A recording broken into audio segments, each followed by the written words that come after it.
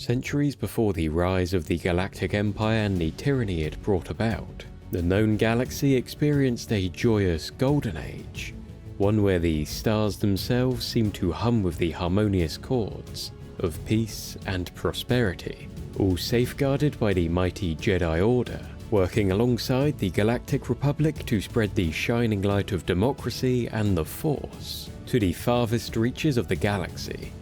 Yet hidden away amongst the vast darkness of space, there laid foul alien threats and forces of chaos who sought to put an end to the Republic's vision of a larger, more prosperous galaxy. Welcome to the era of the High Republic. Welcome aboard everyone to this Lore Tour's flight to a galaxy far, far away. One that is experiencing a veritable golden age, ripe with exploration and prosperity, where the Jedi Order are at the pinnacle of their power. But what challenges did these guardians of peace and justice face in such an enlightened era? How did the Republic navigate the uncharted frontiers of the Outer Rim? And what dark threats lurked in the shadows, threatening to bring darkness to this shining era? All great questions that we'll be answering today, my friends. So get comfortable, strap in, and may the Force be with us as we embark on this lore tour of the High Republic. Around 200 years before the rise of the Galactic Empire, the galaxy was a much different place. Rather than the vast and well-connected galaxy of later years, the galactic map of this High Republic era is a lot smaller and planets more isolated. The heart of this galaxy is the Galactic Republic, a beacon of culture, comfort and democracy, nestled amongst its founding worlds of the core and mid-rim. Planets like Coruscant and Alderaan were jewels in the crown of galactic civilization, epitomes of an easygoing life where the arts and sciences flourished. But as we venture further beyond the well-trodden paths to the fringes of the Outer Rim, the picture changes. Here in the Galactic Frontier, life was a daily gamble against hardship and danger, cut off from the Republic's protection and lacking organized communication systems. These remote outposts and worlds were left to fend for themselves against pirates and marauders. In the year 234 BBY, the Republic found itself under the stewardship of Supreme Chancellor Lina So. Under her guidance, the Republic has embraced a new ethos, one summed up by its motto, "We are all the Republic," a rallying cry for unity across all species and systems in the Republic's domain. The government has embarked on an extensive outreach program, listening to all voices across the Republic, forging governance based on consensus, not the will of a powerful few. So's tenure has also been marked by a significant shift towards action over excessive politics, a move to directly address the Republic's past of overindulging in bureaucracy and take a more active role in shaping the galaxy, as seen with the Republic's intervention in the Soykan Civil War, successfully putting an end to a seemingly endless conflict. Chief amongst the goals of Chancellor So's Republic, however, is to bring the light of the Republic to the Outer Rim, bringing more star systems under their control, and providing the citizens of overpopulated core worlds new planets to move to. Worlds are not conquered, however. Instead, the people and planets of the Outer Rim can contact the Republic's Office of the Frontier in order to strengthen relations and call for aid from the Republic. Yet despite these grand ambitions and desperate drive to explore the unknown, the journey to the outer rim of the galaxy has been hindered by the immense distances and the scarcity of safe and established hyperspace routes. But where there's a will, there's a way, and the desire to reach these new territories has launched the Great Hyperspace Rush. Now, while the nature of hyperspace is up for debate, it is often described as its own distinct plane of existence. Ships equipped with hyperdrive technology possess the capability to tear open a portal to this dimension, enabling them to traverse vast distances at speeds unattainable in conventional space. This technology has become the beacon for brave souls and enterprising hyperspace prospectors, embarking on daring ventures into the folds of hyperspace, discovering new, faster and safer routes, ones designed to avoid perilous obstacles such as black holes, gravitational fields, and the unpredictable paths of Purgil. With each passing day, new pathways are explored, new star systems are added to the Republic, and trade routes are established. Trips across the Mid-Rim, which once seemed distant, are now no longer arduous, time-consuming journeys. And as more and more starships install hyperdrives, an ever-expanding galaxy seems to keep feeling smaller. But despite the rush of Republic citizens to the frontier, it is still a dangerous and difficult to navigate section of space. In response, Chancellor So has ordered the construction of the enormous Starlight Beacon space station. Part of her policy of producing great cultural and engineering works, it has been constructed at vast expense to the Republic and placed in the center of the dark zones of the Outer Rim. From here, the station can send out a signal for hundreds of parsecs around it, helping travelers find their way in this uncharted territory. Beyond using its beacon to guide travelers and its relay to boost local transmissions by a factor of 10, the beacon also serves as a Republic embassy within the Galactic Frontier, one that could serve many other purposes, being a fortress to discourage piracy, a place for cultural showcases, a state-of-the-art medical center, and, in part, a temple for the Jedi Order. As during this time, more than at any other period in galactic history, the Jedi and the Republic share an inseparable bond. The Jedi Order, under the guidance of its three Grand Masters, Yoda, Laru, and Pre-Tree Vita, is experiencing a golden age.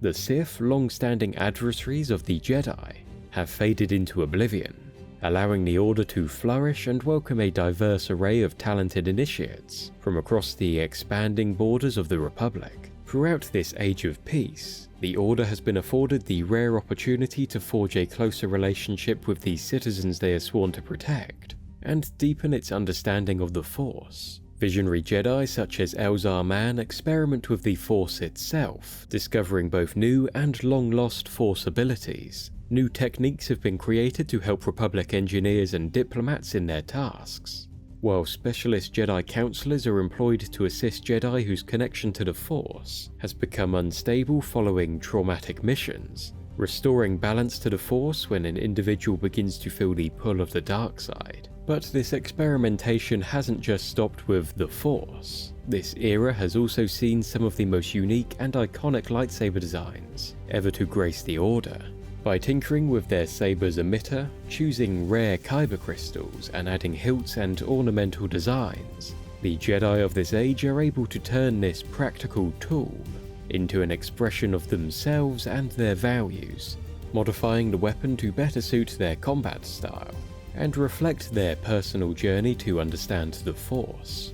Unlike other generations housed safely away in their temples, the Jedi of the High Republic era are explorers, frontier Jedi, equal parts diplomat, medic, warrior, and engineer, who spend most of their life on the farthest reaches of the known galaxy, searching out hidden knowledge of the Force, establishing new Jedi temples, and expanding the Jedi Order with Force-sensitive initiates from new and diverse species encountered on their shared mission with the Republic to explore the frontier. One of the most crucial roles for a Jedi in the Outer Rim is as part of Republic Pathfinder teams, venturing out to new parts of the Outer Rim, charting hyperspace routes and laying the groundwork for new worlds to join the Republic. A Jedi Master and Apprentice in these groups will link up with Republic pilots, droids, and medics, using the Force to establish a connection with new species where traditional communication is not possible, conversing and conveying intentions to cool tensions whenever hostility may erupt. But while the Jedi serve the Outer Rim valiantly as peacekeepers and explorers, they are no army, and widespread dangers throughout the frontier would soon push them to breaking point. While the Jedi and their Republic allies faced down many minor threats prior to the year 232 BBY, the Forever War of Iram and Irono, the Battle of Jeddah against the cultists of the Path of the Open Hand, nothing could prepare them for the events that would unfold following the Great Hyperspace disaster. As the Republic was on the cusp of unveiling one of its greatest achievements, the Starlight Beacon, citizens from every corner of the galaxy converged on the frontier, Their hearts set on prosperity and expansion, they journeyed to stake their claim on new worlds. Among the vessels transporting people to the frontier was the Legacy Run, an aging freighter brimming with cargo and souls. In the void of hyperspace, the freighter made a perilous maneuver to evade an unforeseen obstacle, a decision that would have catastrophic consequences, as while the ship avoided the object, its frame could not withstand the stress, breaking apart and sending debris hurtling across hyperspace.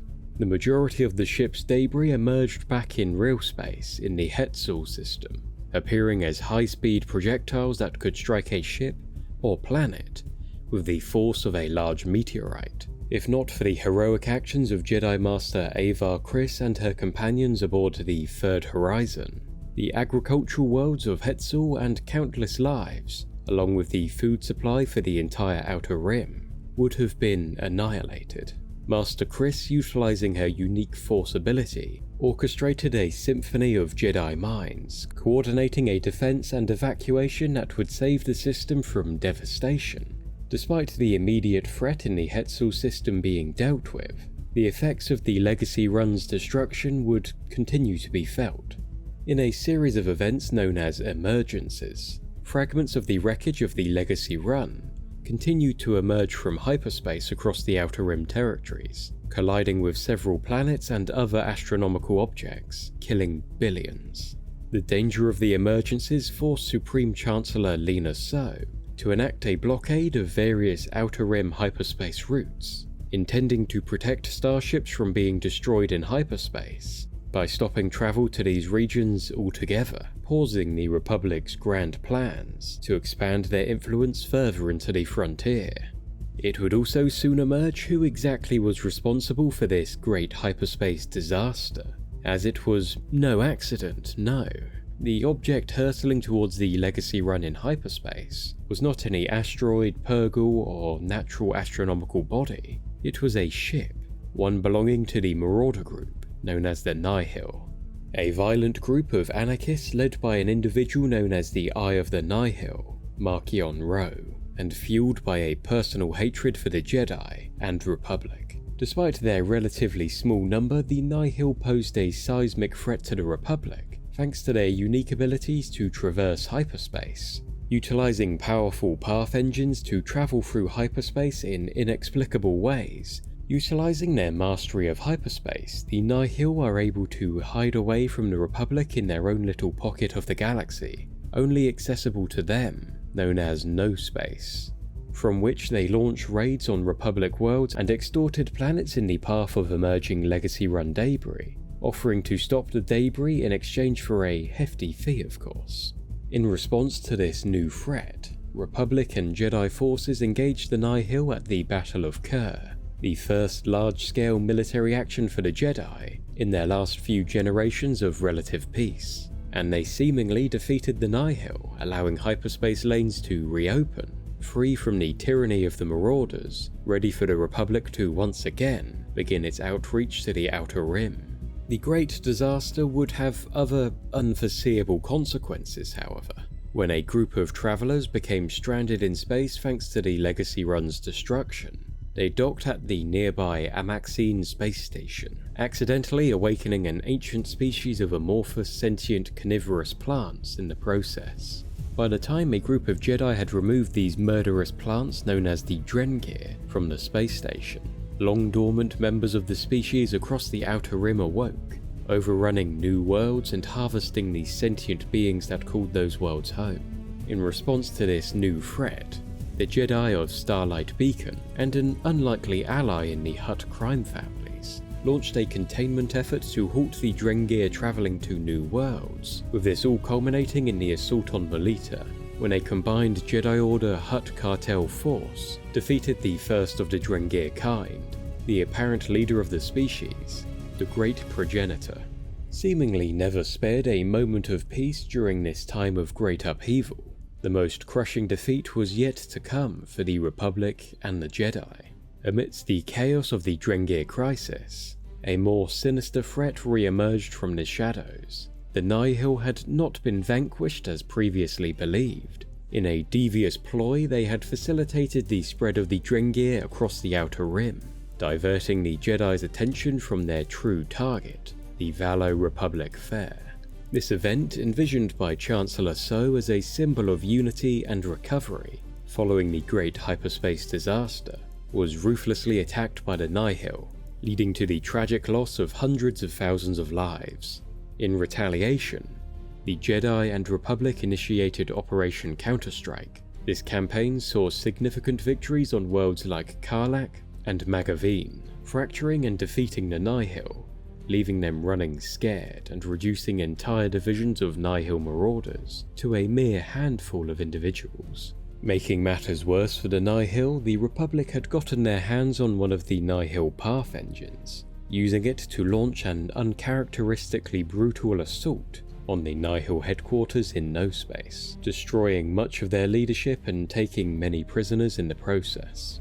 Yet the Nihil were not yet defeated. Their true leader, Markion Ro, remained free, and he planned to assault the very symbol of the Republic's golden age, the Starlight Beacon. Sending a team of Nihil zealots on a mission to the Starlight Beacon, Ro tasked them with sabotaging the station and releasing several powerful creatures onto it, known as the Nameless. These creatures acted as living weapons designed with one prey in mind, the Jedi. These monsters possessed the innate ability to disrupt a Jedi's connection to the Force, causing their Jedi prey to hallucinate as the Nameless drew near, slowly severing the Jedi's connection to the Force, before turning them into a lifeless, calcified husk. The presence of the Nameless on the station successfully disturbed the Jedi's connection to the Force, weakening them significantly and preventing them from discovering the coming danger, allowing the Nihil saboteurs to successfully trigger an explosion aboard the Starlight Beacon, splitting the mighty station in two. Despite fighting back valiantly, the Jedi aboard the Starlight were slowly picked off, falling one by one to the Nihil and their nameless beasts, foiling the efforts of the Jedi on board to hold the station together and stop it from plunging into the surface of the planet below. In the aftermath, the Jedi, facing a threat uniquely targeting their kind, were recalled to Coruscant to regroup, prompting introspection within the Order about their role in the Republic and their commitment to peace over politics and war. Following the destruction of the Starlight Beacon, the Republic, even without the immediate support of the Jedi, has pressed on, with Chancellor So dispatching the Republic Defense Coalition outreach fleet in a bold move against the Nihil. Yet, unbeknownst to them, Markion Ro has created a new and terrifying weapon, the Storm Seeds. Devices capable of annihilating starships as they travel through specific hyperspace lanes, and they have been deployed with deadly efficiency, decimating the Republic's fleet and cutting off 10 Outer Rim sectors from the rest of the galaxy, restricting Republic interference and presence in the Outer Rim, forging a new, brutal Nihil empire in this occlusion zone. Now, as we stand on the cusp of the High Republic era's end, a foreboding shadow now casts itself over this once golden age. Despite the Jedi Order's unprecedented strength and wisdom, these guardians of peace and justice may find themselves unprepared for the challenges ahead, as in this age of light, a new darkness rises. On behalf of our entire flight crew, we'd like to thank you for choosing to fly with Lore Tours today. Let us know down in the comments any requests you have for future tours, and if you enjoyed this trip, make sure to subscribe to become one of our frequent flyers. And with that, our expedition comes to a close, but the voyage of discovery never truly ends. Keep your eyes on the stars and your heart ready for adventure. We'll be waiting to welcome you aboard again soon. Until then, travelers, stay curious and safe travels. Catch you next time.